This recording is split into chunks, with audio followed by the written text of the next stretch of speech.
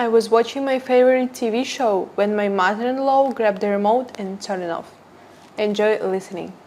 My mother-in-law walked into my living room on a Wednesday night, picked the remote right off the armrest of my couch, and clicked the TV off mid-sentence. I was watching a cooking competition, the kind where they give people 45 minutes and a basket of weird ingredients, and somehow everyone acts like it's life or death over a piece of halibut. I love that show. Watched it every Wednesday since 2019. Weslyn Ortiz knew that. She looked at me with that tight little smile she'd perfected over 63 years on this earth and said, "We don't watch this trash here. We here, in my house." The house my grandmother Antonella bought in 1987 on a school cafeteria manager's salary in Zanesville, Ohio. The house with no mortgage, no lien, and exactly one name on the deed. Mine. My husband Noah sat 4 feet away in the recliner, phone in hand, thumb scrolling. He didn't flinch, didn't look up, didn't say a single word. Not Mom, come on. Not Babe, I'm sorry. Nothing. Just the blue glow of his screen lighting up a face I used to think was handsome. My name is Lisa Watson. I'm 32. I work as a benefits coordinator at Muskingum Valley Medical Center, which is a fancy way of saying I spend 9 hours a day explaining to people why their insurance denied a claim they thought was covered. I kept my maiden name when I married Noah, and let me tell you, that decision has aged like fine wine. Weslyn moved into my house 7 months ago. 7. The original plan was 2 weeks. She told us a pipe burst in her apartment on Linden Avenue, and she just needed a place to stay while the landlord fixed it. Noah gave me those big brown eyes. "It's my mom, Lise. 2 weeks." I said fine. I even made up the guest room with the good sheets, the ones Grandma Antonella used to save for Christmas. 2 weeks became a month. A month became 3. The pipes got fixed in October. I know because I called her landlord myself. He said the unit was ready. I told Weslyn. She said she wasn't feeling well enough to move back yet. Noah said, "Give her time." At first she was helpful. I'll give her that. She cooked. She cleaned the kitchen. She organized the pantry. But helpful had an expiration date. And by month 3, Weslyn wasn't helping. She was replacing me. She rearranged the furniture my grandmother had placed, moved the couch to the wrong wall, swapped out my kitchen canisters for her own, took over the TV schedule like she was a programming executive at a major network, except the only thing she programmed was reality shows about people yelling at each other on beaches. Then she threw away Grandma Antonella's recipe box. I need you to understand what that box was. It was a wooden recipe box, hand-painted, with index cards inside that my grandmother had written out in her cramped little handwriting over 40 years. Her Sunday gravy, her Easter bread, her almond cookies that tasted like childhood. Weslyn called it old junk cluttering up the pantry and tossed it in the garbage on a Tuesday morning. I came home from work, asked where it was, and she shrugged. Actually shrugged. Like I'd asked about a paper towel roll. I cried in the bathroom that night with the faucet running so nobody could hear me. When I told Noah, he said, "Mom didn't know it was important." Let it go, Liz. Let it go. The thing about me is, I'm patient. Some people would call it too patient. My grandmother was patient too. She stayed married to my grandfather for 41 years, even when he spent half of those years being difficult. She used to tell me, "Lisa, patience isn't weakness. It's the long game." I always remembered that. Even when Weslyn started telling our next-door neighbor, Judy Oleska, that I was keeping her locked up in the house like some kind of prisoner. Even when Judy started looking at me funny when I took the trash out. Even when I found out what Noah and his mother were really planning behind my back. But I'll get to that. That Wednesday night, after Weslyn grabbed my remote and my husband said nothing, I stood up, didn't yell, didn't cry, didn't slam anything. I walked to the bedroom, packed a small bag, 2 changes of clothes, my laptop, my phone charger, and a folder I'd been keeping in the back of the closet for 3 weeks. On my way through the living room, I reached behind the TV stand and unplugged the router. Just slipped it right out and tucked it under my arm with my bag. Neither of them noticed. Weslyn was already reaching for the remote to put her show on. I walked upstairs to the spare room I used as a home office, closed the door, and locked it. Noah called after me from the recliner. "Babe, come on. Don't be dramatic. 20 minutes later, I heard Weslin's voice from downstairs. "Noah, the TV isn't working. The Wi-Fi is out." I could hear him trying to figure it out, checking his phone, restarting the TV. They never once thought to look behind the stand where the router used to be. I sat on the daybed in my office, and I'm not proud of this. I smiled. They thought I went upstairs to cry myself to sleep. They thought this was another one of Lisa's quiet surrenders. They thought tomorrow I'd come down, make coffee, apologize for overreacting, and life would go back to normal. They were wrong, because I wasn't going to sleep tonight. Tonight, I had work to do. Before we continue, please hit that subscribe button and tell me in the comments where you're watching from and what time it is there. Thank you so much for your support. Now, you might be wondering why I had a folder hidden in my closet, why I was so calm walking up those stairs, why I wasn't screaming or throwing things or calling my best friend to vent for 3 hours. The truth is, the remote incident wasn't the beginning of the end. That happened exactly 21 days earlier, on a Tuesday afternoon, when I found out my husband and his mother were trying to steal my house. But let me back up, because I want you to understand why I stayed as long as I did. I didn't stay with Noah because I was weak. I stayed because I loved him, or at least I loved the version of him I married 4 years ago. The guy who drove 40 minutes to bring me soup when I had the flu before we were even officially dating. The guy who cried at our wedding and didn't care who saw it. That Noah felt real. Maybe he was real once. But somewhere between his mother moving in and his spine dissolving, that man disappeared. Every time I got close to confronting Weslin, Noah would do just enough to pull me back. He'd bring me coffee in the morning, rub my shoulders after a long shift, say something like, "I know Mom's a lot, just give her a little more time, she'll settle in." And I'd think, okay, maybe. Marriage is about working through the hard stuff, right? That's what Grandma Antonella did. 41 years. You don't quit when it gets uncomfortable. Except Grandma Antonella never had to deal with someone actively trying to take her house from under her feet. 3 weeks before the remote incident, I needed our property tax statement. I was looking into refinancing options. Not because I needed to, but because interest rates had dropped, and I figured I could pull some cash out for a new roof. The house is old, beautiful, but old. You know how it is. Everything needs something, and the something always costs more than you expect. I think my bathroom faucet has been dripping since the Obama administration, but that's a problem for another day. I went to pull the tax document from the home office computer. Noah and I had always shared passwords. Or at least, I thought we did. His main email password had been changed. I didn't panic. I tried his backup email, the old Gmail he used for junk subscriptions and fantasy football. Same old password, OrtizNoah35. The man hid a secret credit card but couldn't be bothered to update his backup password. If that doesn't tell you everything about Noah, nothing will. I found a folder labeled House Stuff. 2 words. No attempt to hide it. He was that sure I'd never look. Inside was an email chain between Noah and Weslin. 14 messages over 6 weeks. The subject line, adding name to deed. I remember my hands going cold, not shaking, cold. Like all the blood in my body decided to leave my fingers at the same time. Weslin's email laid it out plain. The lawyer in Newark said if she signs a quitclaim deed, it's fast and simple.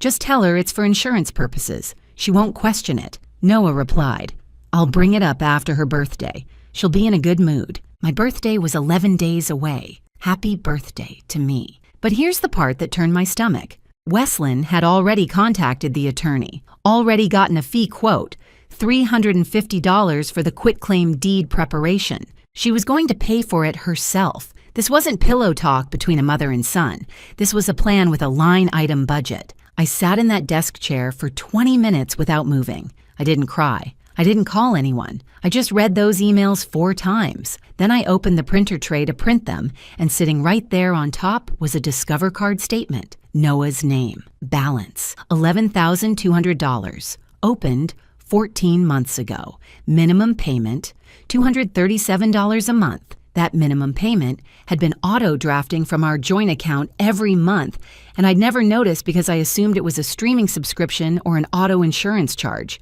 $237 14 times. I did the math in my head. That's $3,318. I unknowingly paid toward a credit card I didn't know existed. So let me paint the picture for you. My husband, who made $1,400 a month doing inventory at a Tractor Supply warehouse, had $11,200 in secret debt, was sending his mother hundreds of dollars a month from our joint account via Venmo, and was planning to trick me into signing away my grandmother's house. Meanwhile, I paid every single bill in that house. Electric, water, gas, internet, groceries, property tax, every single one. You know what I didn't do? I didn't confront him. I didn't scream. I didn't throw his clothes on the lawn like they do in the movies, because I'm a benefits coordinator. I spend my entire career watching people lose claims because they got emotional instead of getting organized. Documentation beats drama every time. So I started building my case, quietly, carefully, and I had 21 days to do it before Weslyn Ortiz grabbed that remote out of my hand and made the biggest mistake of her life. I locked the spare room door at 9:47 p.m. The house below me was silent. Noah and Weslyn had given up on the Wi-Fi and apparently gone to bed. I could hear the floorboards creak in the guest room where Weslyn slept. I could hear Noah's phone alarm charging tone through the vent. They had no idea what was coming. Honestly, it almost felt unfair. Almost. I didn't need to panic. I didn't need to rush, because tonight wasn't the beginning of my plan, it was the end. Everything important had been done over the past 3 weeks, quietly, one piece at a time, like building a puzzle while the people in the next room didn't even know there was a box. Let me tell you what I'd done since finding those emails. Day 1 after the discovery, I called a divorce attorney, not just any attorney, Adele Dela Cruz, Family Law, Cambridge, Ohio. I found her because she'd handled a case for a woman at my office whose husband tried something similar with property. I sat in Adele's office on a Thursday afternoon during my lunch break and laid out everything. The emails, the Venmo transfers, the house deed, the secret credit card. Adele listened without interrupting, which told me she'd heard stories like mine before. When I finished, she said 3 things I'll never forget. 1. The house is your separate property. Inherited, no mortgage. His name was never on it. He has 0 claim. 2. Move your money before you file, not after. It's not stealing. It's protecting yourself so you can afford legal representation. And 3. I can have the divorce papers drafted and ready in a week. All I need from you is 1 email saying go. That was 3 weeks ago. The papers had been sitting in Adele's filing cabinet ever since, waiting for my signal. Day 3. I opened a personal checking account at a bank across town, different institution entirely from our joint account. I started redirecting my direct deposit. First paycheck, I split it. 50% to the joint account, 50 to my new one. Noah didn't notice. Noah never checked the account. He just swiped the debit card and assumed money appeared in there the way water comes out of a faucet, magically, endlessly, without anyone having to pay for it. By the second paycheck, I moved it to 75% into my personal account. The joint account balance dipped, but Noah's own $1,400 was still hitting it, and he only spent about $200 to $400 at a time, between gas, drive-through burgers, and those Venmo payments to his mother. Oh, right, I didn't mention. I figured out the Venmo situation before I even found the emails. My bank flagged unusual activity on the joint account, a fraud alert for multiple small transfers to the same Venmo user. I called the bank thinking someone had hacked us. The rep read me the recipient's username, BevLovesGlenn63. I asked her to repeat it. She did. I thanked her, hung up, sat in my car in the hospital parking lot for 10 minutes. Bev loves Glenn 63.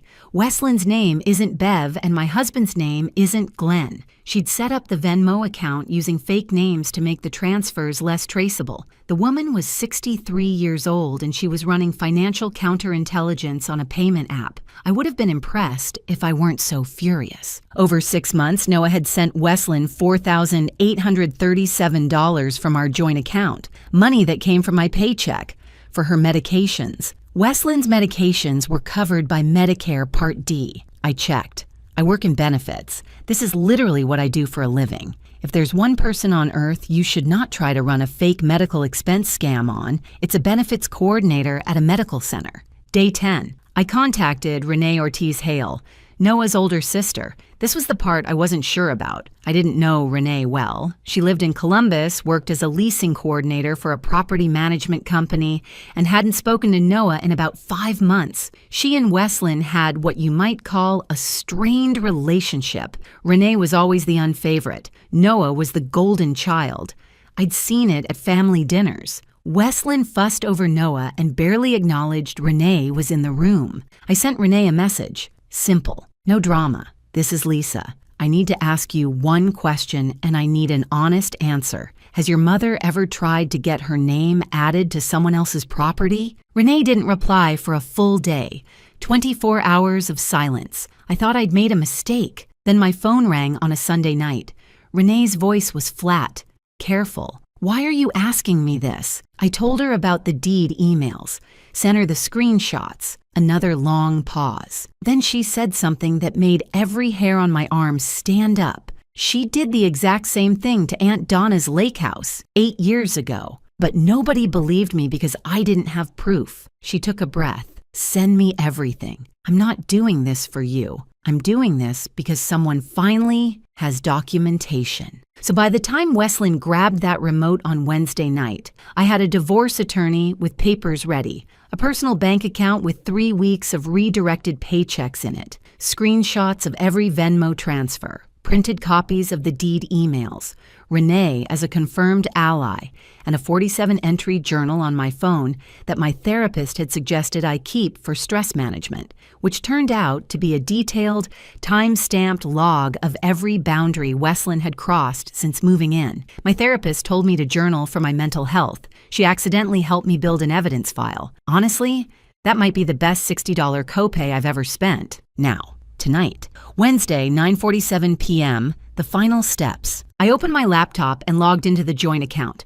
Balance, $3,211. I transferred $2,800 to my personal account. Left exactly $411. That number wasn't random. It was the exact amount Weslin had Venmo'd herself last month. I wanted Noah to see that number and understand that I knew. Every dollar, every transfer, every lie. Next, I opened my email and typed 2 words to Adele Dela Cruz. Go ahead. She replied in 14 minutes. Filing first thing tomorrow. Process server is on standby. We'll need his location by noon. I printed 2 copies of the 30-day notice to vacate. Ohio law requires written notice for month-to-month tenants. Weslin had no lease, no rental agreement, but she'd been living in my house for 7 months, which made her a legal tenant. I couldn't just change the locks, much as I wanted to. I had to follow the process, and I was going to follow it to the letter, because if there's one thing I learned from watching insurance claims get denied over a missed signature, it's that paperwork is either your weapon or your weakness, your choice. Then I wrote Noah a letter. Short, no emotion, no accusations, just facts. I found the emails about the deed. I found the Venmo transfers. I found the Discover card. My attorney will contact you tomorrow. Please don't make this harder than it needs to be. I paperclipped the printed email chain to the letter, the one where his mother wrote, just tell her it's for insurance purposes. I circled that line in red marker. At 11:30 p.m., I walked barefoot down the hallway, slid the eviction notice under Weslin's guest room door, slid the letter and email printouts under the master bedroom door. Then I walked back to the spare room, locked the door, and set my alarm for 5:30 a.m. I didn't sleep, not for 1 minute. I made myself a cup of coffee from the little single-serve machine I'd bought 2 weeks ago, told Noah it was for the office. It was for tonight. I sat in the dark, in my grandmother's house, in the room where Grandma Antonella used to do her crossword puzzles on Sunday mornings, and I drank my coffee. And I waited. I wanted to be showered, dressed, and calm when the screaming started. It started at 6:12 a.m. 6:12 a.m. I know the exact time because I was staring at my phone when the first door slammed. Noah had tried to buy gas and a coffee at the Sheets on Route 40. His card got declined. I know this because I could hear him shouting it through the spare room door 30 seconds after he came barreling back through the front entrance. The man drove to a gas station, got humiliated at the register, and made it home in what must have been record time. I'm honestly not sure he even turned the truck off. I could hear the engine idling in the driveway through the window. Lisa, my card got declined. What did you do? Then came the second voice. Wesleyan, shriller, louder, the kind of voice that could curdle milk through drywall. She'd found the eviction notice under her door. What is this? You can't throw me out. I'm family. I was already showered, already dressed, hair pulled back, work blazer on, not because I was going to work yet, but because I learned a long time ago that people take you seriously when you look like you're not falling apart. I had my coffee in one hand and my phone in the other. I could hear them both in the hallway, Noah pounding on the door, Wesleyan right behind him, waving the paper like it was a parking ticket she intended to contest. I didn't open the door. That was the part they didn't expect. Every other time there'd been a conflict in this house, I'd come out. I'd sit down. I'd explain myself. I'd listen to Noah tell me I was overreacting. I'd watch Wesleyan cry or pout or play the victim until I felt guilty enough to apologize for something I didn't do. That was the cycle. That was what they were counting on. Not today. I spoke through the door. Clear and calm. 3 sentences. Everything you need to know is in the letters. My attorney's number is on the paperwork. I'm leaving for work at 8. I'd appreciate it if you weren't in the kitchen when I come down. Silence for about 4 seconds. Then Noah's voice dropped. The begging voice. Baby, please, just open the door. Let's talk about this like adults. Behind him, Wesleyan was muttering something about calling the police. I didn't respond to either of them. I just sat back down on the daybed and took another sip of my coffee. It was a good cup. I'd bought those single-serve pods specifically because Grandma Antonella always said you should never face a crisis without decent coffee. She was talking about blizzards and power outages, but I think the principle still applies. What I didn't expect, the one thing I hadn't planned for, was what Noah did next. He called Renee. I heard it through the door. He was pacing the hallway, his voice cracking, saying something like, "She's lost it, Renee. She froze the bank account. She's trying to kick Mom out. I don't know what's happening." He put the phone on speaker so Wesleyan could hear. I think he expected his sister to react the way she always had when Noah needed backup. Sympathetic, reassuring, ready to smooth things over. That was Renee's role in the family. The fixer, the peacemaker, the one who cleaned up messes. But Noah didn't know something critical. He didn't know that I'd sent Renee every screenshot, every Venmo receipt, and every email 4 days ago. He didn't know Renee had spent those 4 days sitting with that information in Columbus, reading it over and over, connecting it to something that happened 8 years ago that their entire family had swept under the rug. He didn't know that when Renee picked up his call at 6:20 on a Thursday morning, she wasn't picking up as his ally. She was picking up as mine. I pressed my ear to the door because I wanted to hear every single word of what came next. You know that feeling when you're watching a movie and the villain is about to open a door and you know what's on the other side, but they don't. That tightness in your chest where you're half horrified and half thrilled, that's exactly what I felt standing in that room, barefoot on the carpet, holding my coffee, listening to my husband hand a live grenade to the one person who knew exactly where to throw it. Noah put Renee on speaker so his mother could hear. That was the worst decision he made all morning. And by 6:12, he'd already made several. Renee didn't yell. That's what made it devastating. If she'd screamed, Wesleyan would have screamed back, and it would have turned into the kind of family shouting match where everyone says terrible things and nothing gets resolved. But Renee spoke in this low, flat, steady voice, the voice of someone who'd been rehearsing this conversation in her head for 8 years. "Noah," she said, "I know about the deed emails. I know about the Venmo transfers. I know about all of it." The hallway went quiet. I could hear Noah breathing through the door. "Lisa sent me everything 4 days ago," Renee continued. "And I need to tell you something. This isn't the first time Mom has done this." Then she told the story of Aunt Donna's lake house. 8 years ago, Wesleyan had moved in with Donna, Noah's aunt on his father's side, during a kitchen renovation. Same playbook, same just a couple of weeks. Same slow takeover. Except with Donna, Wesleyan actually got as far as having a quitclaim deed drafted. Donna's daughter found it in Wesleyan's purse while looking for car keys. The family confronted Wesleyan. She cried, said it was a misunderstanding, said Donna had offered. Donna denied it, but Wesleyan was so convincing that half the family believed her and half didn't. It became one of those things nobody talked about anymore. Renee was 29 at the time. She believed Donna. Nobody listened. "I told you back then," Renee said, her voice tight now. "I told you Mom was lying. You said I was jealous. You said I was trying to cause problems." Wesleyan, who had been silent this entire time, suddenly erupted, not with an apology, not with an explanation, with rage. "You ungrateful! After everything I've done for you, you're going to side with her. She's not even family. She's nobody." And there it was, 7 months of the sweet old lady act, the cooking, the cleaning, the charm offensive on the neighbors, gone in one sentence. Wesleyan wasn't sorry. She wasn't embarrassed. She was furious she got caught. If you ever want to know someone's true character, watch what they do when the mask falls off. Some people cry. Some people apologize. Wesleyan attacked. Renee didn't engage. She just said, "Noah, there's one more thing you should know. Mom's apartment lease didn't end because of a pipe burst. I called her old landlord 2 days ago. Her lease was non-renewed because she had 3 noise complaints and was caught going through another tenant's mailbox. The pipes were fixed within a week. She was already out." The silence after that was different, heavier. I pressed my hand flat against the door and I could almost feel the weight of it on the other side. Noah had built his entire understanding of the last 7 months on one foundation.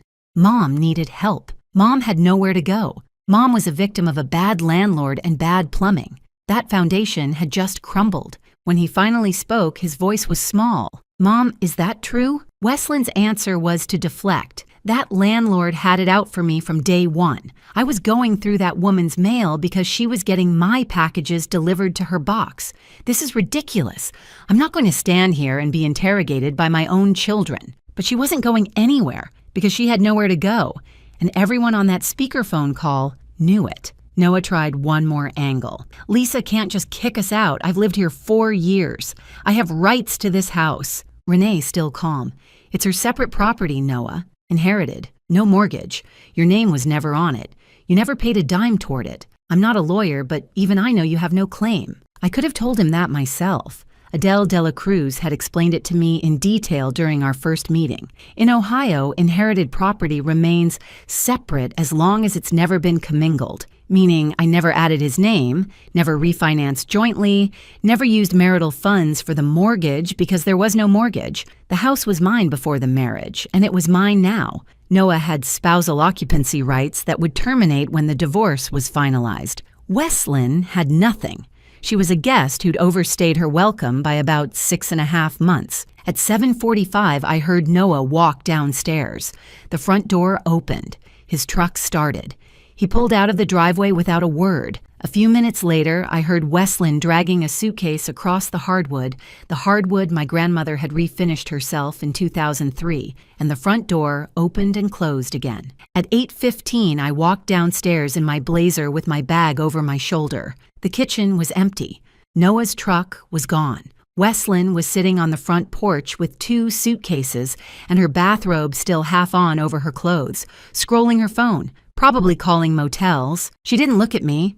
I didn't look at her. I got in my car, backed out of the driveway, and drove to work. My hands were steady on the wheel for the first time in 7 months. I worked a full day, processed 14 claims, ate a turkey sandwich at my desk at noon, answered emails, went to a staff meeting about updated billing codes that lasted 45 minutes and felt like 45 years. Normal Thursday. Except every 20 minutes or so, my chest would tighten, and I'd think, is this really happening? Did I really do it? And then I'd look at my phone and see no messages from Noah, no missed calls from Wesleyan, and I'd think, yes, I did. At 2:15 p.m., a private process server walked into the Motel 6 on Maple Avenue and handed Noah Ortiz divorce papers. I knew which motel because a charge notification from the joint account popped up on my phone at 10:30 that morning. $79.99, Motel 6 Zanesville. I texted the address to Adele. She handled the rest.